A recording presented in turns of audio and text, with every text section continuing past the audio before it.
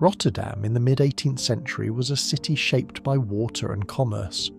Nearly 50,000 souls lived within its busy streets, where merchants, sailors, artisans and dock workers mingled beneath gabled rooftops and leaning facades. This was a place both ancient and restless, forging its own identity on the banks of the Maas. Today, thanks to cutting-edge AI, we can reconstruct the Rotterdam of old with a clarity never seen before.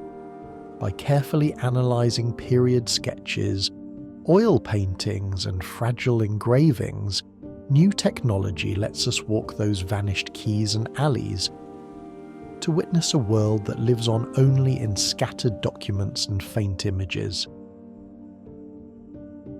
Let us begin our journey at the Oude Haven. It was here that Rotterdam first emerged centuries ago as a settlement of fishermen and boat builders. By 1750, the Oude Haven had become a living artery for the city's trade. Barges and fishing smacks crowded its waters, while crates of grain, barrels of salted herring, and rare Asian spices lined the docks. The sounds of rope and wood, the shouts of stevedores, and the creak of cranes set the city's daily rhythm. Here, the fortunes of Rotterdam were built, day after day, load by load.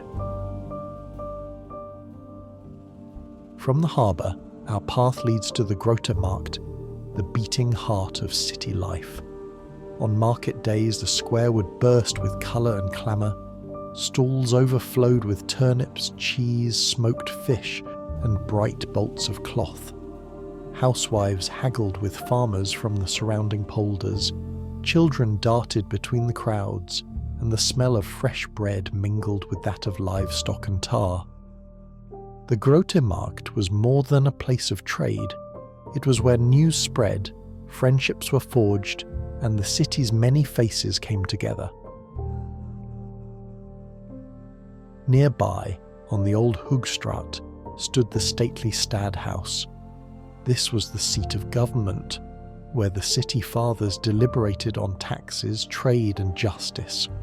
Within its halls, aldermen and burgomasters weighed the fate of citizens, handed down rulings, and managed the growing needs of a bustling port. The Stadhuis was also the stage for ceremonies, oaths and celebrations, shaping the civic spirit of Rotterdam. Rising above the rooftops was the mighty Sint-Laurenskerk, the city's only surviving medieval church. The great stone tower cast its shadow across Rotterdam, calling people to prayer and gathering them in times of joy and sorrow. Baptisms, marriages, funerals, all found their solemn echo within these ancient walls. The Laurenskerk's bells marked the passing hours and bound the city together through faith and tradition.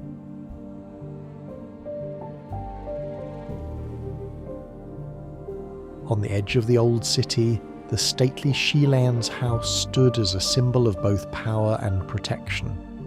Built of pale sandstone and crowned with a proud dome, it was the home of the Hoogheemraadschap van Schieland, the authority responsible for keeping Rotterdam dry. In this age of floods and fragile dikes, the work of the Schielandshuis was vital. Here, engineers and magistrates debated new polders and waterschappen, decisions that could save fields from drowning or doom them to ruin. The Leuvehaven, meanwhile, was a hive of activity from dawn to dusk. Ships carrying timber, coal and bricks docked at its quays, feeding the endless hunger of a growing city. Here, carpenters and shipwrights worked side by side, saws biting into Scandinavian pine and Baltic oak. The Leuvehaven's warehouses sheltered cargo from distant lands, and its taverns echoed with the talk of sea captains and merchants hungry for new deals. We move next to the area around the Blaak, the city's bustling inner harbour lined with deep warehouses and stately merchant homes. Along these crowded quays, lighters offloaded the world's wealth, grain to be sold at the corn exchange, wines from the continent, and exotic goods from the colonies stored for Rotterdam's ever-hungry markets. The Blaak was a place of restless enterprise, a landscape of bobbing masts, clattering carts, and the sharp scent of commerce in the air. Guarding the city's edge was the imposing Delftse Poort, one of several great gates that mark the boundary between Rotterdam and the outside world.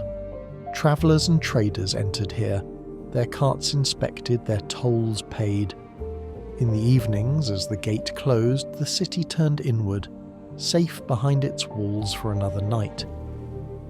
This has been a glimpse into Rotterdam as it stood nearly 3 centuries ago, a city of harbours and markets, guilds and churches, dikes and daring. If you enjoyed this journey through time, don't forget to like this video and let us know in the comments which city you'd like to explore next. Stay with us a little longer and enjoy these AI-powered images of old Rotterdam, where the past comes alive before your eyes.